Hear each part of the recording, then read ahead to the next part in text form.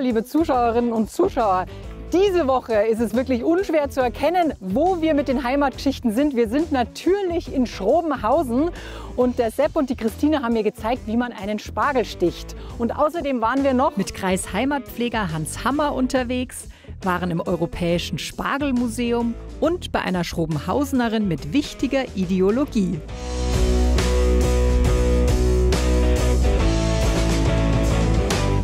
Ich freue mich, wenn Sie mit dabei sind, Montag bis Freitag um 7:45. Bis dann. So, haben wir jetzt mal den Riss. Ist da was?